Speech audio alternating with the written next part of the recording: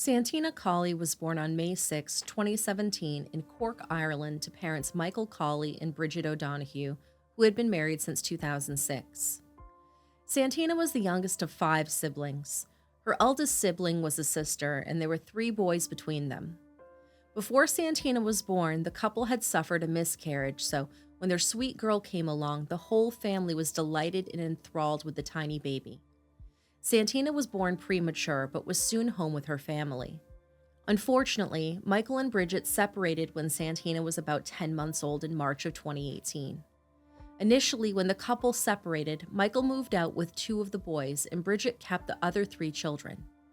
Michael and his sons lived in the Leaside apartments on Grattan Street in the city center. Cork City Center is an island between two branches of the River Lee that goes through the middle of the city. In December of 2018, Michael started seeing a new woman named Karen Harrington. The two entered a romantic relationship but continued to maintain their separate residences as the relationship progressed. Michael was known to regularly spend the night at her apartment. In the spring of 2019, just before Santina's birthday, an accident occurred on her mother's watch. Santina was playing at her grandmother's house chasing her brother when she slipped and fell down 3 stairs. This fall resulted in a broken femur. Now, if you've listened to more than a few of our episodes, you'll know that a broken femur is often a big red flag for social services. Though there are instances where kids just have a freak accident that breaks their femur, more often than not, it is the sign of violence or the result of a car accident or a major fall. Due to the nature of her injury, the Irish version of CPS opened a case on Santina's behalf. The organization, known as TUSLA, made the choice to remove Santina from Bridget's custody and place her with her father. Michael and Bridget's 2 sons, who had been living with Michael, went back to live with their mother. This means Michael was solely in charge of Santina, and Bridget had the 4 other children. As spring turned to summer, Michael continued to spend time with Karen and often brought Santina along. By all accounts, Santina and Karen had a good relationship, and Karen was well known for being great with children. At the age of 15, Karen had effectively become the parent in her household when her mother became ill. She raised her 3 younger siblings at their family home on Ravensdale Road in Mahon. Karen was 38 years old at the time of our story, and everyone in her life agreed that she was wonderful with children. In fact, she was the go-to person to watch the kids of many of her friends. In some cases, Karen was the only person that some friends would trust with their children. On July 4th, 2019, Michael and Santina picked up Karen and brought her into Cork City Center. She spent some time in a casino, visited a friend, and also visited her grandmother that day. At some point in the afternoon, Michael and Karen reconnected at their friend Martina's house. Martina lived very close to Karen, and it was an easy walking distance between the 2 apartment complexes. While Michael and Karen were hanging out with friends, they were partaking in a fair amount of adult beverages, and some sources say they were smoking weed as well. In the evening, Michael heard from a cousin from Limerick who was visiting Cork.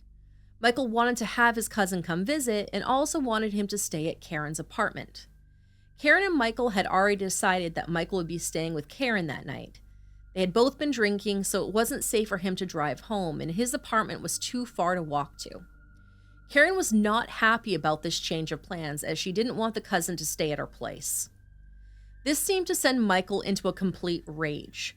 Michael would later say he did not remember calling Karen any names. However, many witnesses with them at Martina's house told nearly identical stories of what he said that night. He allegedly called her a whore and a prostitute.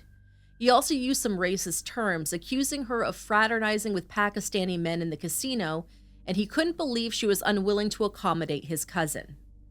Karen decided to end the argument by leaving Martina's house party. As she went to leave, Michael asked her to take Santina with her. Karen refused, saying that it was his baby, and she left. CCTV footage shows her arriving back at her apartment at 26 Elderwood Park in Cork at 1:36 a.m. Several hours later, around 3 a.m. on July 5th, Michael finally left Martina's apartment to return to Karen's place.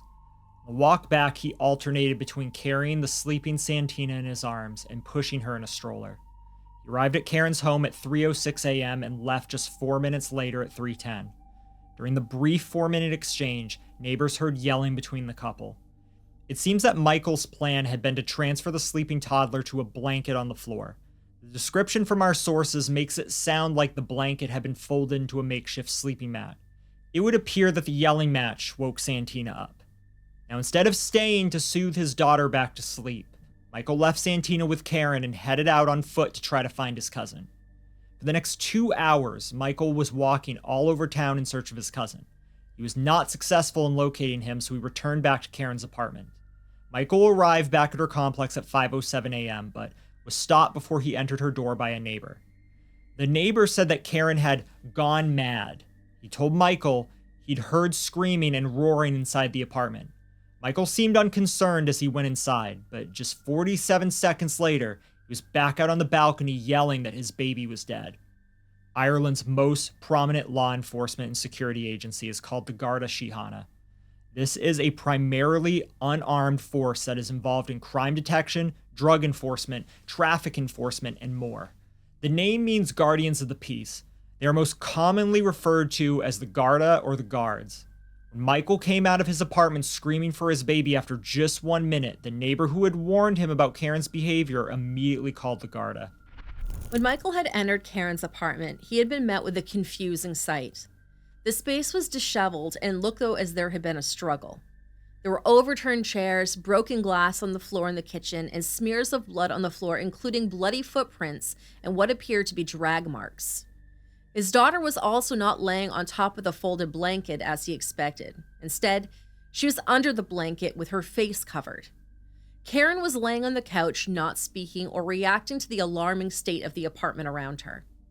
Michael lifted the blanket to check on his daughter and found her completely naked. Santina's body was also covered in bruises.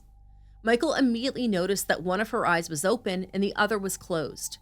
He felt for a pulse and found her skin warm to the touch, but there was no heartbeat.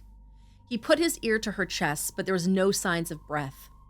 The blanket that was covering Santina smelled strongly of urine and had blood stains on the underside toward her body, but they were not visible the way she had been laying when Michael came in. Michael picked up his daughter as he frantically asked Karen what had happened. She did not answer. He handed the tiny toddler to her, but Karen immediately pushed the baby back into his arms and fled the residence without even stopping to put on shoes. The Garda arrived very soon after the call and asked Michael to wait outside. Sergeant David Tobin saw the blood splattered around the kitchen and declared the apartment a crime scene. Paramedics arrived shortly after and began frantically working on little Santina, taking over for Sergeant Tobin. They found her lifeless with pupils that were fixed and dilated. As Michael stood outside, Karen returned to the courtyard with a friend. At this point, many of the residents had been awoken by Michael's screams. They were standing outside with Michael waiting to see what was happening. When Michael saw Karen, he asked if the blood in the apartment was Santina's. Karen said no, the blood was from her. She said that she had cut her foot when she broke a glass, and asked her if she had suffocated his baby, but a friend stepped between them trying to defuse the situation. Paramedics soon rushed out with Santina and piled into an ambulance. Michael was unable to ride with her because they needed as much space as possible to work on her in an effort to resuscitate her. The Garda offered to drive Michael to the station, but he declined, saying that he needed to be at the hospital with his daughter. Michael left on foot and walked the 5 kilometers to the hospital to get to his baby girl. One of the Gardae, not wanting Michael to be alone, accompanied him on the walk to Cork University Hospital. Meanwhile, at the hospital, Santina had been hooked up to life support, but it was immediately apparent that her injuries were catastrophic. She was literally bruised from head to toe. Her head was soft where the bones of her skull had been broken. Around 7 a.m., Bridget heard knocking on her door. She opened it to find the Gardae standing in front of her. They asked her if she was Santina's mother, and she was instantly filled with dread. Bridget asked them what was wrong, but all they could say was that Santina was hurt and that she needed to come to the hospital. She pushed them for more information, but they refused to tell her until she arrived at the hospital. The Gardae called for a taxi for Bridget, and as she was leaving, her 10-year-old son sprinted out of the house and climbed into the taxi with her. When Bridget walked into the hospital, she was greeted by a team of 5 or 6 doctors who took her to a private room. There, she was told that her daughter was dead. She tried to get answers to understand what had happened to her baby girl, but they did not have any answers for her. They did ask her if she wanted to hold her daughter, which she said, of course. Heartbroken, Bridget said she'll never forget holding her baby's lifeless body The morning she died. I have to go into that room. And he said, do you want to hold her? I said, do I want to what? Of course I want to hold her. I hold her and I was trying to bring her back. She was very cold. So I was trying to, warm her up. I didn't want to believe she was dead. She just didn't want to. Her eyes was up and all I wanted to was just take her home. Bridget cradled her broken daughter in her arms and pled with her to wake up. She held her as she felt the dent in the back of her head where her skull had been broken. She held her as she saw bruises from her scalp all the way down to her toes. She saw the spaces on her head where the hair had been ripped from her scalp. Her son pointed at her mouth, and Bridget saw that her teeth were chipped and knocked backward into her mouth. She held her as the doctors turned off life support, and Santina died in her arms at 9:20 a.m. on July 5th. It was quickly apparent to Bridget and Michael, as well as the Garda and medical professionals, that there was no way Santina had simply sustained all these injuries accidentally. Someone had done this to her, and according to Michael, his daughter was fine when he left her at 3 a.m. He claimed the only person who was with her for those 2 hours was Karen. Authorities began searching for evidence in the apartment immediately. They found blood splattered and smeared throughout the kitchen as though there had been a struggle. The odd thing was that the living room had no trace of blood, with the exception of the blanket that Santina was covered with. They found 2 pairs of tiny toddler leggings in the apartment. One pair was pink leopard print and had a diaper still inside it, as though it had been pulled forcibly from her body. The other pair was yellow and had bloodstains on it, which were found on the floor in the kitchen. They also found a pair of adult leggings in Karen's room with 5 bloodstains on them. Tests would later show that 4 of those stains held Karen's DNA, and 1 was from Santina. They also found tufts of red hair on the couch and floor, which would prove to be from Santina as well. The hair they found still had the roots attached, showing that it had been ripped from her head. Santina's tiny pink sequin tank top was found torn on the floor. They also found one of her earrings on the floor as well. The other was still in her ear. In the search to find who had done this to Santina, the Garda's first job was to try and clear Michael and Karen, as they were the 2 adults in charge of Santina that night. Both claimed they had no idea what happened to the little girl. However, they needed to figure out if either of them was telling the truth or not. After the initial interviews with both adults, the Garda had 2 suspects with no confessions. They turned to CCTV footage and cell phone records to try to verify one or both stories. Michael had claimed that Santina was fine when he left her at 3 a.m. with Karen. He then walked around the city for 2 hours before returning home to find her dead. In addition, Michael immediately turned over the clothes he had been wearing that night to authorities. They found no blood whatsoever on his clothing or any other evidence that would suggest he was present during the violent attack on his daughter. Karen claimed that Michael left the baby with her and she immediately fell asleep. She was awoken when Michael returned home at 5 a.m. frantic about his daughter's condition. The Garda ended up examining over 300 hours of CCTV footage to help determine if Michael's story was true. This footage showed the very tight time frame of when he left Martina's home, arrived at Karen's apartment, and then immediately set out on foot to search for his cousin. Footage from the city showed him on foot on several occasions, corroborating his story that he was not with Santina from 3 a.m. to 5 a.m. There was also CCTV footage from Karen's apartment complex, which had enough cameras in the area that both entrances to her apartment were able to be monitored to see if anyone entered her residence or if Karen left. The Garda also examined the phone records from both Karen and Michael. These 2 sources showed that Karen could not have been asleep from 3 a.m. to 5 a.m. Karen made a few calls to her friends, her sister Michelle, and another resident of the complex called Aoife. In addition, it is clear that no one other than Karen entered or exited the apartment during that time. The Garda's next step was to interview other residents of the complex in an effort to find anyone who might know more about what happened in those 2 hours. Considering that the time in question was in the wee hours of the morning, there was a good possibility that no one had seen or heard anything. However, this was not the case. Many neighbors that night reported hearing a great deal of noise from Karen's apartment. One neighbor recalled hearing yelling at 3 a.m. when Michael dropped Santina off.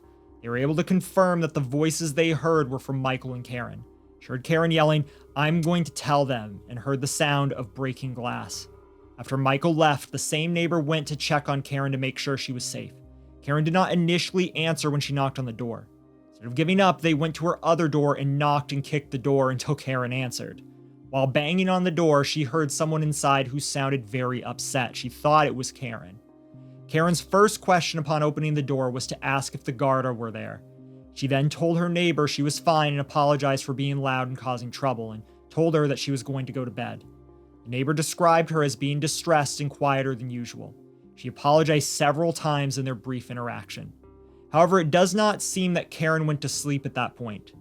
Dylan Olney, Karen's immediate next-door neighbor, was kept awake as the noises from Karen's apartment became alarming. He said he heard a commotion like someone throwing a fit or a tantrum. It sounded like someone was throwing things around in her apartment. He heard her repeatedly opening and slamming her sliding glass door. Dylan shouted at her to stop or he would call the Garda. Instead, Karen left her apartment and went down into the garden area, still shouting and raging. She shouted at him to call the Garda. He said he had never seen her like that before and said she was like someone possessed. I was a bit creeped out by it. She was acting weird. She was acting crazy. She then calmly came to his door a few minutes later asking for a cigarette. He turned her away and locked his door. After he turned her away, Karen returned to her apartment, but things got worse from there. Dylan heard a child crying. He was immediately concerned because of Karen's demeanor. He then began to hear Karen's voice. He could hear her taunting the child with a loud, sarcastic tone. He heard her mocking the baby, saying, "Aw, poor baby, are you all right?" followed quickly with a mean "shut up." At 4:31 a.m., he was finally so concerned that he called the Garda. However, by the time they arrived, the noises had stopped. There was no more crying, no more shouting, no breaking glass or things being thrown around. He described it as dead silent. Officers knocked on Karen's door, but they did not get a response. David did not report the child crying at this point. Rather, it seemed he had merely called in a noise complaint. After trying for several minutes, the Garda left at around 4:56 a.m., telling David to call if things got out of hand again. It was just 10 minutes before Michael arrived home to find his daughter dead. Karen was arrested on Monday, July 8th. However, she was released shortly after on July 9th. In many of Bridget's interviews in the days following Santina's death, she lamented that she just wanted her daughter's murderer to be brought to justice. A flickering candle and a photograph of little Santina in happier times. Why did you do it to my baby? Why? Why? Why? That's the answer I'd ask her, why? She didn't give the answer. Why did she kill my baby? Like, what did she do to her? She's only 2, Paul. She's only a baby, like, what did she do? Nothing at all. I'm very angry with that woman. She just sat there inside court, just as like nothing happened. She was playing the game. That's the way I see it. And she really upset me. We have our lovely memories, and that's the best thing we have. But we'll never get over what happened to my little baby, our little baby. Like, you know, she was so gentle. You can't believe, like, someone could do that. Whatever the report came back as her, as we all heard, the beating she got. That was horrible. You couldn't do that to a baby. You couldn't do that. You couldn't do that to nobody. I don't know how they managed. She got so much brutal beating. It's horrifying. And how she could just look there in the courtroom, thinking there was nothing happening, and she done it. In the weeks following, both Michael and Karen were interviewed several times. Karen was interviewed 5 separate times by Gardaí. On the final occasion, she was asked, "Try closing your eyes. I want you to think back to that night when you were in the apartment that night and Michael left. Keep your eyes closed for a second. I want you to think back on all the objects that were around you. I want you to think about that location, that time, and your best memory of what went on in as much detail as possible." In Karen's recollection of events, she thought she fell asleep. She had an argument with Michael when he arrived around 3 a.m. Santina was crying as Michael left her. Karen thought she was too hot, so she took Santina's clothes off and laid her on the blanket. Karen said she went back to sleep on the couch. The interrogators challenged this, but Karen insisted that she had fallen asleep. She cried and then vomited as they showed her pictures of the clumps of Santina's hair on the couch. Karen could not or would not explain what happened to Santina. In August of 2019, Karen was arrested again and officially charged with Santina's murder. This was when it hit the news that Karen was also 4 months pregnant. Initially, she was not given bail and remained in custody for a few weeks. Ultimately, she got out on bail and stayed out until her trial in 2022. She gave birth to her son in the last week of October of 2019. He was 9 weeks early and spent several weeks in the specialist premature baby unit at Cork Hospital. While Bridget was horrified and devastated that the person she believed to be her daughter's murderer was out on bail, the rest of the community was just confused. Karen had an impeccable reputation with friends and family. Everyone was in shock that the trustworthy caretaker of their children was being accused of something so horrific. Many said that they could not fathom that the woman they knew could have possibly inflicted the injuries described in the media. Though it was well known that Karen had come from a dysfunctional family, she had made a change for her own life. She had frequently worked as a babysitter, and everyone trusted her. Karen's sister Michelle said that it just wasn't in Karen's nature to be mean to a child. She would never hurt, or worse, murder a child. Some noted that she was certainly not a person who put up with crap from anyone, but she had never been publicly violent. As Bridget and Michael waited for justice, other matters needed to be handled. Sweet Santina needed to be laid to rest. Neither Bridget nor Michael had much money. With 4 other children to care for, the cost for a funeral seemed insurmountable. A friend of the family called some of the local news stations in a plea to help the family. As a result, a GoFundMe page was opened by the Neil Prendeville Show and Cork's Red FM, which raised €11,425 for Santina's service. The fundraiser vowed that any excess funds will be distributed between local charities. Bridget would later go on to appear on the Neil Prendeville Show, which we will link for you in our show notes. It's been an horrific 10 days for you. How are you bearing up? Well, I'm trying to keep strong for my kids, but my heart inside is broken. My world is destroyed. Santina was buried in a tiny white casket on July 12th. Her mother picked out a pink dress for her to wear. Now, often at funerals of small children, we hear people say things like, they look like sleeping angels as they lay in their casket. When asked if her daughter looked beautiful, Bridget said no.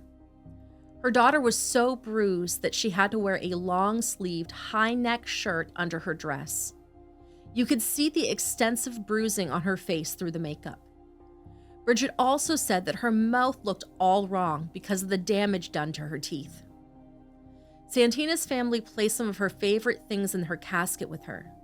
They buried her with teddy bears, a Barney toy, and Teletubbies. Santina's funeral was a ceremony called the Mass of the Angels. Now, this is a traditional Catholic funeral ceremony reserved for the death of a child. Some of Santina's mourners wore shirts with her picture on them with the words, R.I.P. Angel Santina. Balloons printed with the photo of her face also decorated the church. Michael stood with his hand on her casket throughout the whole ceremony. When the service ended, her casket was carried out by her parents and siblings. She was buried at St. Catharine Cemetery, Cauley. After Santina was buried, the family spent time decorating her grave to make it as beautiful as the little girl they'd lost. Her headstone was inscribed with her full name, Santina Eileen Barbie Cauley O'Donoghue. It wasn't until November that the complete autopsy results were released. Santina suffered a total of 53 injuries. There were 49 external injuries that consisted mostly of extreme bruising. There were 4 internal injuries, including complex fractures to her skull with a displacement of bone, 2 fractured ribs, fractures to her right arm, as well as a severe cervical spinal injury. A fracture to her femur was also noted. This femur fracture was clearly healed and appeared to be the femur break that happened several months earlier under her mother's watch. The bruises on Santina's body were on her forehead, earlobe, cheeks, side of her face, lower jaw, arms, hands, feet, and more. Her scalp was so bruised, the examiner could not find a single space that was not bruised. The examiner couldn't even count how many blows to the head Santina had suffered because of the condition of her scalp. Santina's brain injury was so severe that she would have fallen into a coma immediately. Karen remained out on bail for years as her trial was repeatedly postponed due to delays caused by the pandemic. She was granted bail for just €5,000 and was released to stay with her friend. She had twice daily check-ins with the Garda and a curfew of 8 p.m. to 8 a.m. She was not allowed anywhere near the address of the murder and was not allowed any contact with Santina's family. She also had to surrender her passport. As 2021 arrived, Santina's family was still waiting for justice. On January 26, Michael saw Karen boarding a bus. This was right around the time that her trial was supposed to start, but had been delayed due to the pandemic for a third time. Michael followed her on the bus and attacked her. He threw her to the floor and kicked her a few times, and Karen sustained soft tissue injuries to her chest. His attack was caught on CCTV footage, but it wasn't needed. He turned himself in shortly after the assault. Michael admitted to losing control and wished he had let the law take its course. He was later sentenced to 10 months in jail. The entire sentence was suspended as long as Michael stayed out of trouble for the next 2 years. Karen's final trial began in April of 2022 and was expected to last 4 to 5 weeks. Karen maintained a plea of innocence, always claiming that she had no memory of those hours. Through interviews and interrogations that took place before the trial, Karen was repeatedly presented with evidence that there appeared to be no one else in the apartment that night. She even corroborated Michael's timeline of when he was out of the house and how much time she was in charge of Santina. When asked what this meant, she admitted that it seemed like it must have been her, or that all the evidence pointed to her.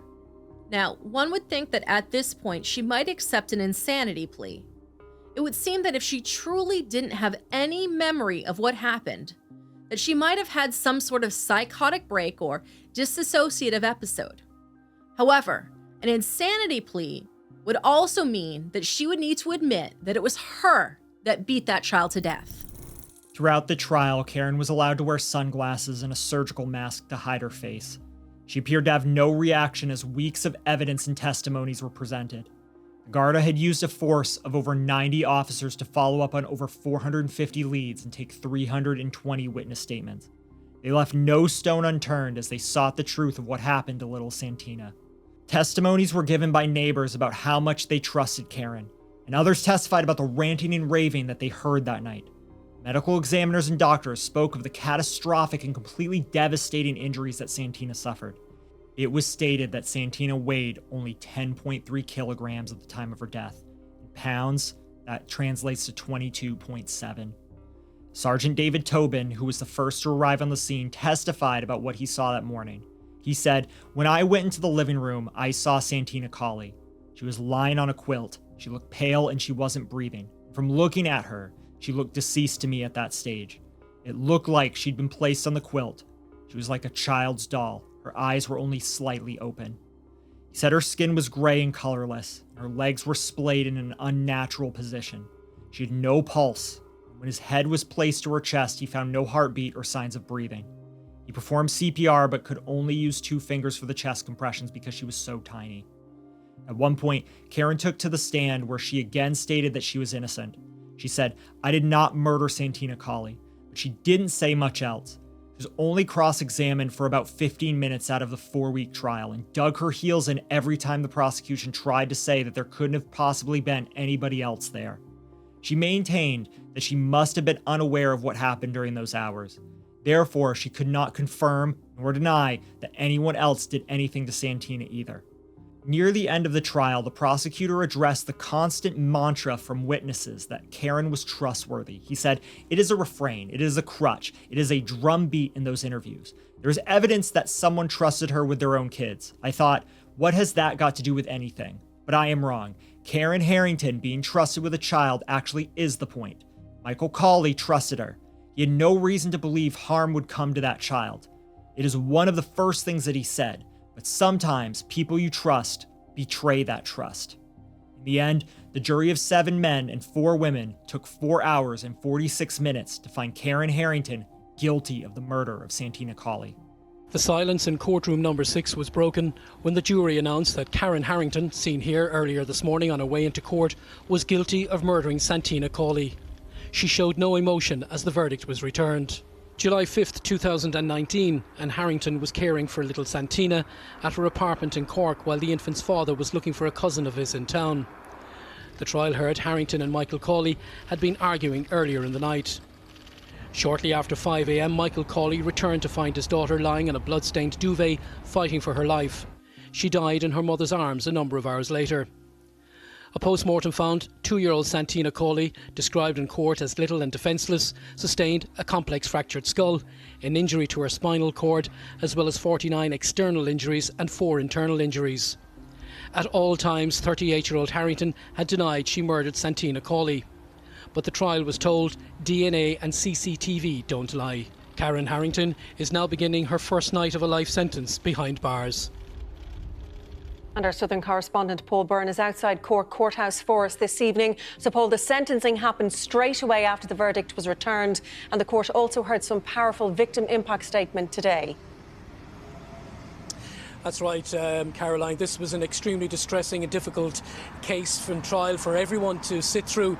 And of course, remember that the jury have been listening to this evidence, hours and hours of evidence, since April 25th. Experienced officers privately have been telling me that this was one of the most harrowing cases of their career. A team of top investigators have been working on this case not since April 25th, but moments after Santina was found critically injured. That's when this investigation commenced. They were working around the clock. CCTV and the amount of CCTV footage they gathered proved vital in this investigation. Every I was dotted, every T was crossed, and they brought this case before the courts. Earlier today, one of the lead investigators, Inspector Danny Cauley, who spoke to the media, was part of that investigation team. So the murder of Santina Cauley has had a profound impact on Santina's extended family and across the community. When Garda Síochána notes the decision the court has made today in the conviction and sentence of Karen Harrington for the murder of Santina. The early provision of statements, CCTV, social media clips, doorbell cameras and cooperation with house-to-house inquiries greatly aided this investigation. I would like to particularly thank the dedicated investigation team who have worked on this case for almost 3 years. Justice for Santina was always the ultimate goal for the team since her murder on the 5th of July 2019. This was a particularly emotive case for the members that attended the scene and the investigation team, many having children of a similar age. Santina was always in our thoughts.